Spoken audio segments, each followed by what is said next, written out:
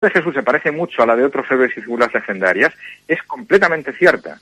Y a veces, precisamente, un problema es que no se hace suficiente hincapié en ello, ¿no? Entonces, creo que, por ejemplo, estos dos aspectos de la aproximación mitista son muy interesantes porque nos obligan a replantear de manera crítica las fuentes y el personaje. Entonces, en ese sentido, creo que sí se puede decir que los mitistas más serios, digamos, no pueden ser desechados.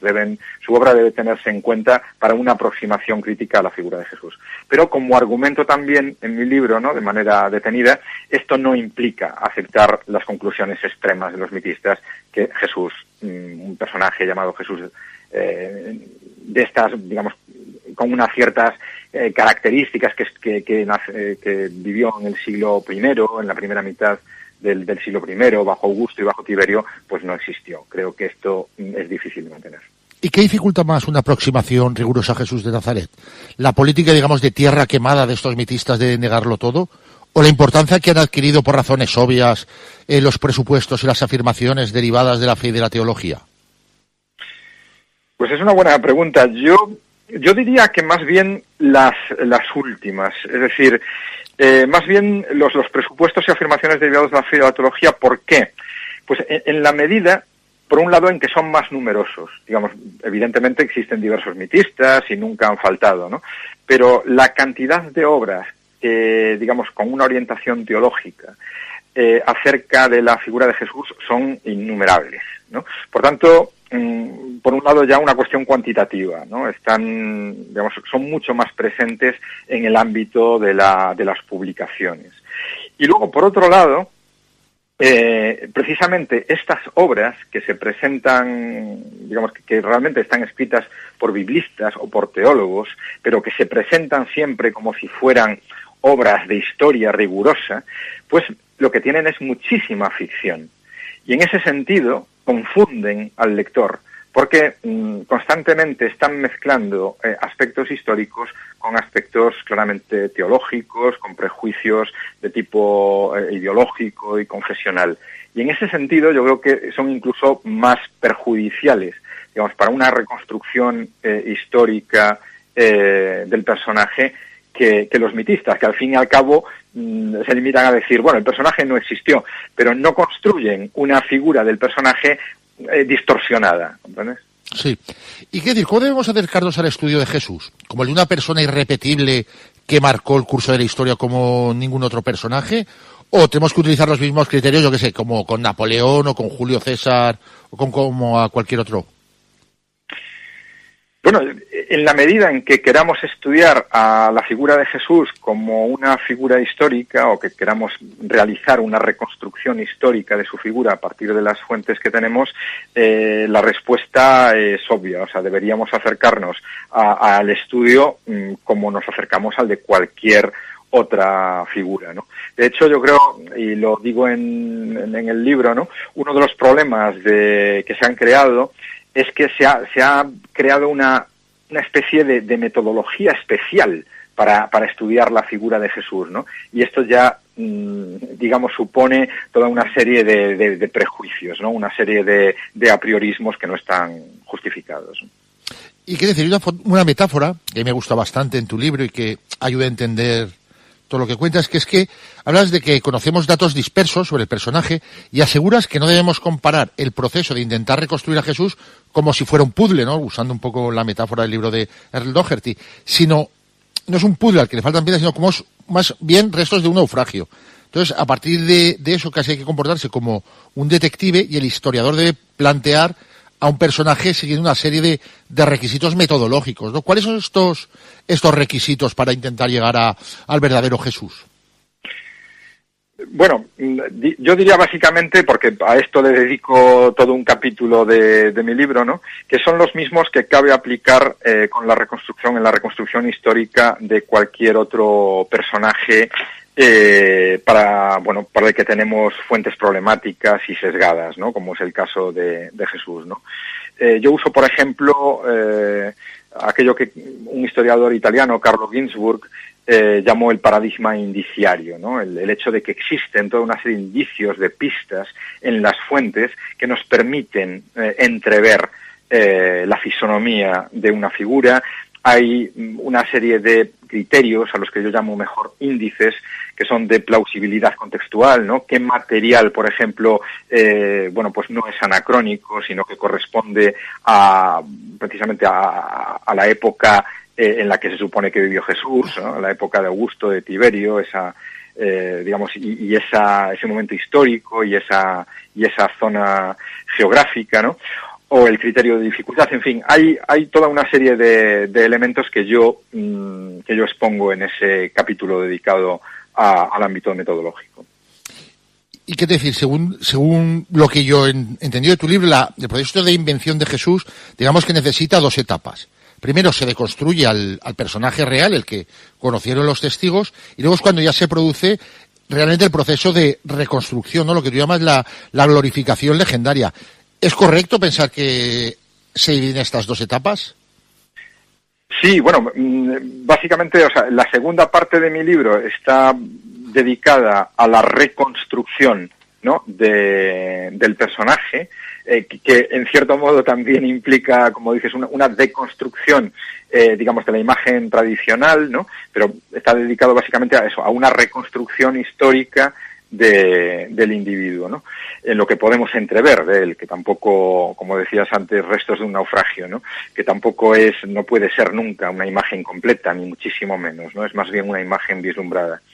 Y luego la tercera parte de mi libro se dedica a la reconstrucción, más bien a lo que sería, cómo se ha construido la figura de Jesús, en función de toda una serie de elementos culturales provenientes tanto del judaísmo como del mundo grecorromano, y eso es lo que llamamos, sí, una glorificación legendaria, o si quieres incluso, en algunos casos, la divinización del personaje.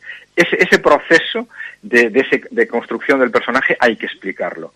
Y bueno, es a lo que dedico toda la tercera parte de mi libro. Y hay datos en este proceso de reinvención de Jesús que, si no te los explican bien, como en tu libro, parecen totalmente increíbles, ¿no? Como, por ejemplo, cómo puede convertirse en el representante de una de las religiones más importantes de la historia, un profeta totalmente fracasado que anuncia el reino de Dios que no llega, que se supone que promete el reino y lo crucifican. ¿Crees que es la respuesta a esta pregunta puede estar en el libro de Leon Festinger, el de Cuando falla la profecía, con el concepto ese suyo de la disonancia cognitiva? Haría una precisión. Precisa. Esta obra de Festinger, que fue escrita en realidad no solamente por él, sino por otros dos colegas suyos, es una obra escrita en los años 50. A lo largo de las últimas décadas ha habido todo un refinamiento, ¿no? Una afinación de esta teoría, hecha tanto por psicólogos como por sociólogos, y yo creo, y no soy el único en pensarlo, evidentemente lo han hecho otras muchas personas antes que yo, que las herramientas conceptuales que ofrece la teoría de la disonancia cognitiva son muy útiles para explicar lo que a primera vista, como tú vienes a decir, es claramente un fenómeno paradójico o contraintuitivo, ¿no? Pero sí que se puede explicar en gran parte gracias a esta teoría, sí. Mira, otra pregunta. Ajá. Un texto fundamental en este debate es el testimonio flaviano, ¿no? Que es del historiador Flavio Josefo y aparece en Antigüedades Judías, que es este. En ese tiempo apareció Jesús, un hombre sabio, si es que se le puede llamar hombre, porque fue autor de hechos asombrosos, maestro de quienes reciben con gusto la verdad, y atrajo a muchos judíos, y a muchos de origen griego. Él era el Mesías, y cuando Pilato, a causa de una acusación de los varones principales entre nosotros, lo condenó a la cruz, los que antes lo habían amado no cesaron de hacerlo, porque él se les apareció al tercer día, vivo otra vez, tal como los divinos profetas habían hablado de estas y otras innumerables cosas maravillosas acerca de él. Y hasta ahora la tribu de los cristianos, llamados así por no ha desaparecido. Entonces, hay dos problemas con este texto. el de las interpolaciones, que no está claro qué parte del texto escribe él y qué parte se añade, y hay otro menos conocido que tú, en tu libro aparece, yo no lo había visto, no digo que sea original, pero yo no lo conocía, que es el de la interpretación de lo que realmente estaba hablando Josefo. Porque desde luego no tiene ningún sentido que un judío helenizado, como era él, empiece a hablar de alguien que es el Mesías y no se convierta al cristianismo en el acto. Y entonces la respuesta yo creo que está en esa interpretación que haces tú del texto, ¿no? Tú dices que Flavio aquí claramente no está hablando de un líder religioso, sino de un alborotador y de un personaje que políticamente era conflictivo.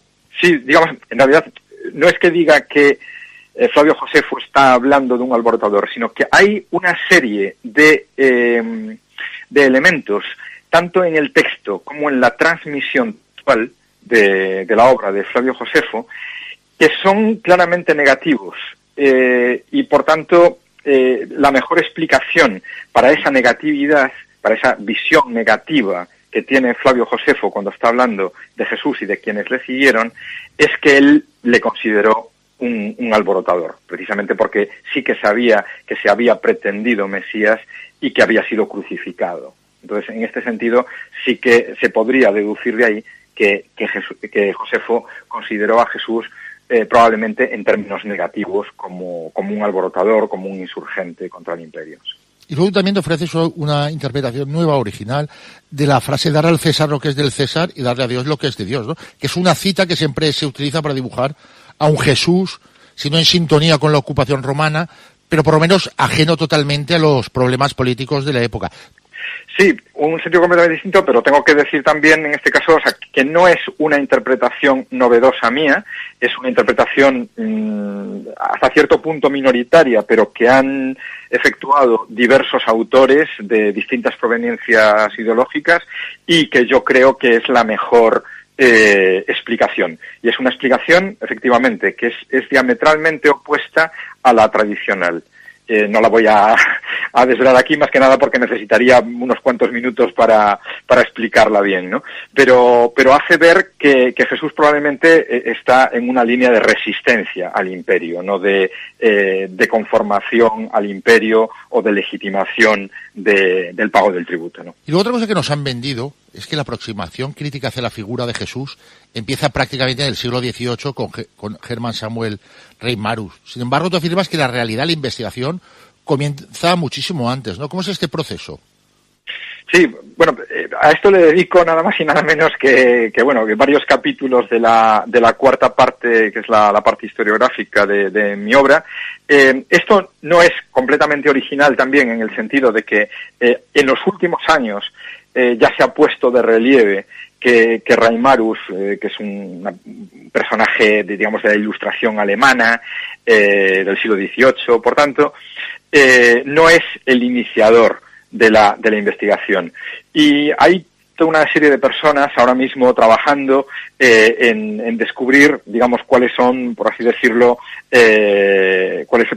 la prehistoria, ¿no?, de la investigación. Yo he hecho también un trabajo en ese sentido, he puesto mi granito de arena, y lo que hago en algunos capítulos es precisamente este trabajo de genealogía, ¿no?, de llevarlo mucho más atrás, incluso podríamos pensar en el siglo II, en el siglo III, pero desde luego también en autores de la Edad Media, del Renacimiento, y bueno, me he dedicado a eso durante un tiempo, sigo trabajando en este tema que me parece fascinante y le dedico, como digo, varios capítulos de la cuarta parte de mi libro.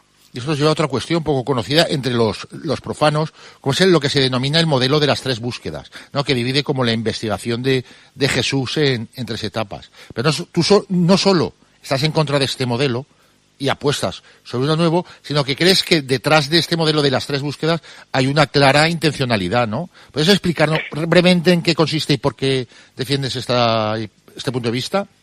El modelo de las tres búsquedas básicamente significa que la investigación empieza con Reimarus en el siglo XVIII y que, para simplificar mucho, que desde entonces, desde el siglo XVIII hasta la actualidad, la investigación se puede dividir en tres fases diferentes.